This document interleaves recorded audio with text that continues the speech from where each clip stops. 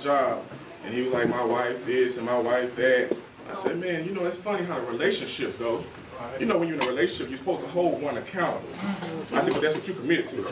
And that just show us the results. And I'm just keeping it real, though, saying, like I said, I'm going to be brief. But it just showed the results, though. And what are the results of your commitment? How many of us started out on the right track this year for the New Year's resolution?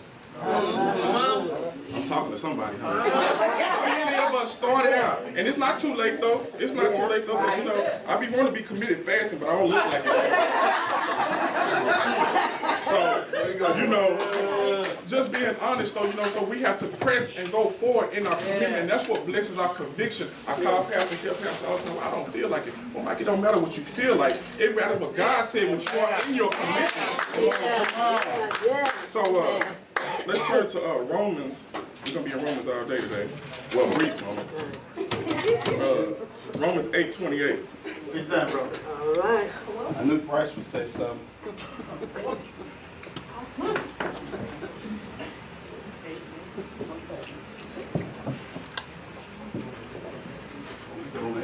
Yeah, Romans 8:28.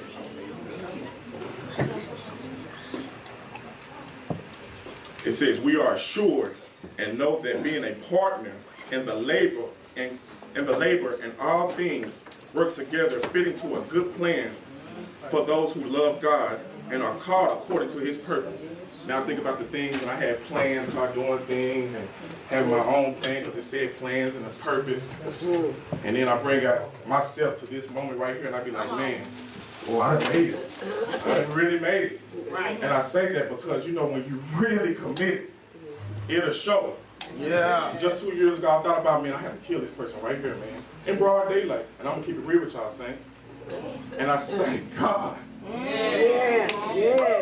Thank God. Because I woke up one morning, the Lord told me, look what I blessed you from. Look what I've done to you. Look what I've done for you. And look at your family. And I'm blessed. I'm going to tell y'all, saints, stay committed. Amen. Stay committed. And don't allow the things that's in your heart that convicts you, whatever you're going through as an individual, whatever you're going through in your marriage, whatever you're going through collectively as a body, we are committed today, saints. Amen. Yes, sir. And I know this is the weekend for Jesus, and a lot of the kids have the Easter egg and the bunnies and all that stuff. And I think about, you know, a lot of things on the behalf of Jesus and going through. And I say, man, you know, when it said the race is not given to the swift and the strong, but the one who endures. That's commitment. That's real commitment. The one who really endure. When it's really hurt, really hurt. Like I tell Pastor, I'll tell him, I say, man, you know, I don't be here, but I'll be watching. And that affects me. Because I know some people like, well, he anti-social anyway, he be gone, first one in the parking lot. You know what I'm saying? But the commitment is there. Whether you see it or not anyway. All right. So I just said that to say, because, you know, in the scriptures and what it says, though, you know, the first shall be last and the last shall be first. Which side are you committed to? All right. Yeah. And with an understanding with that, though. Let's turn to Romans 8:8. Yes, sir.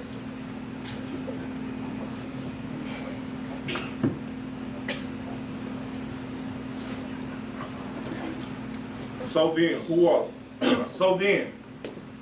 who are living of the life of the flesh, catering to the appetites impulses to their carnal nature, cannot please or satisfy or be acceptable to him.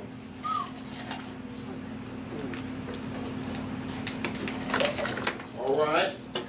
And I think about, you know, lustful desires, things that are carnal, you know, having things and an itching willing, because, you know, the Bible says somewhere, you know, the heart is desperately wicked and deceitful above all things. And that's conviction. And knowing when you're being convicted and feeling like one way on one end, but saints, I'm telling you today, when we stay committed, God will bless our conviction today. And that's the thing that we have to keep and committed in our hearts today, is the conviction. When I see my dear brother, when he's convicted, I have to lift him up and be like, man, we're committed together. Yes, sir. And knowing that.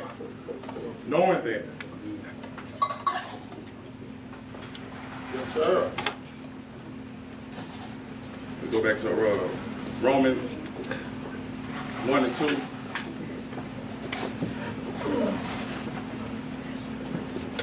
And it says, I appeal to you, therefore, brethren, and beg of you, and you view all mercies. Now, we all know we're here for the mercy of God. And some of us know that we are really, truly here for the mercy of God. Let me say it again. We are here for the mercy of God. Some of us have made it through some treacherous situations. Some of us have been a part of some false organizations and all this stuff. And we are here today of the mercy of God.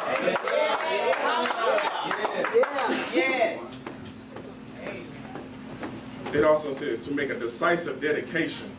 And I think about that word dedicated, you know, and it means to perform the capabilities when you don't even feel like it.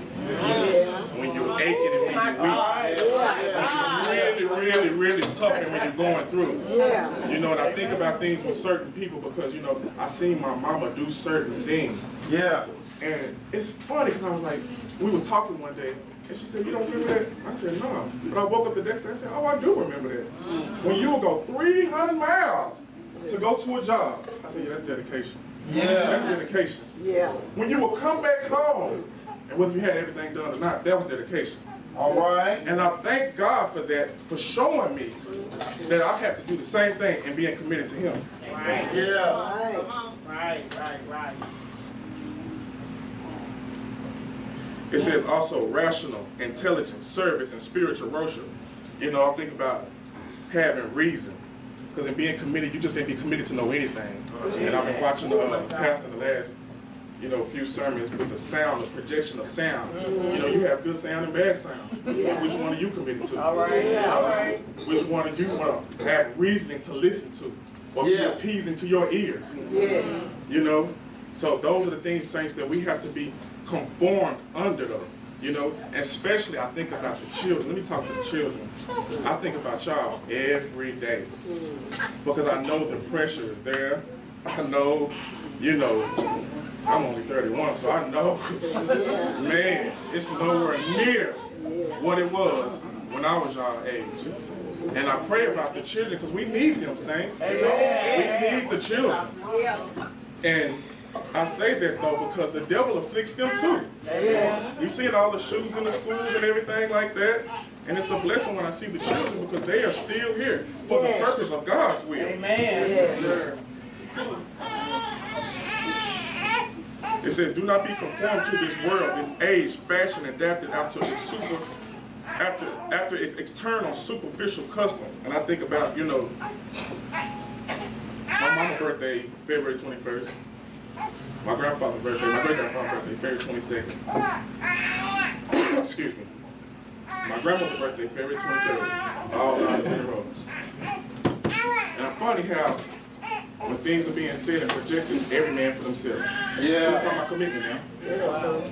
And so, I looked and I'm like, man, when he died, he could never sit back and pull the commitment from the family together.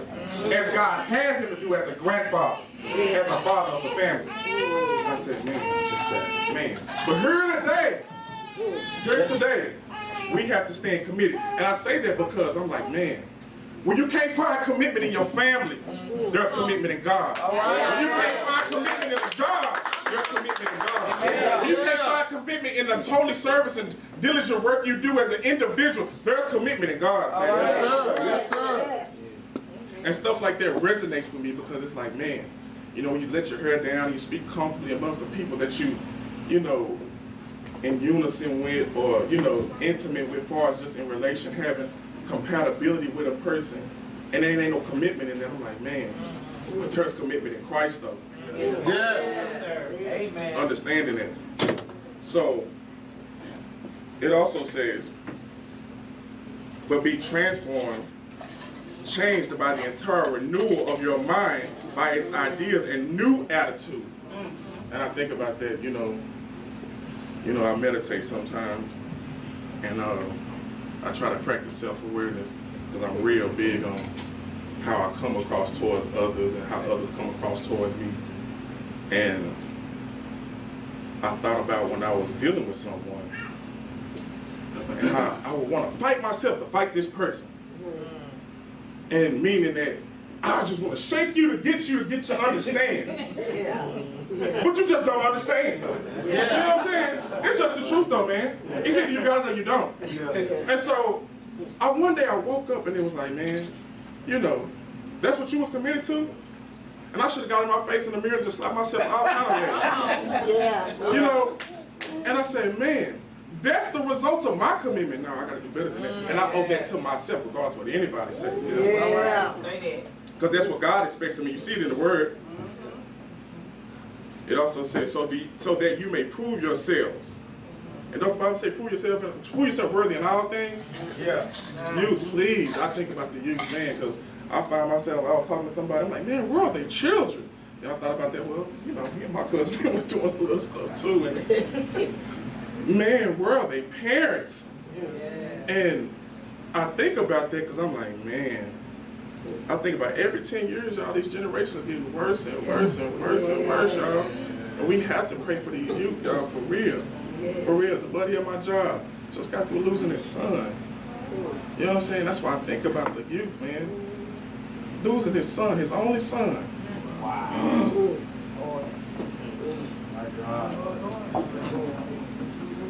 So we have to stay committed, saints. We have to stay committed.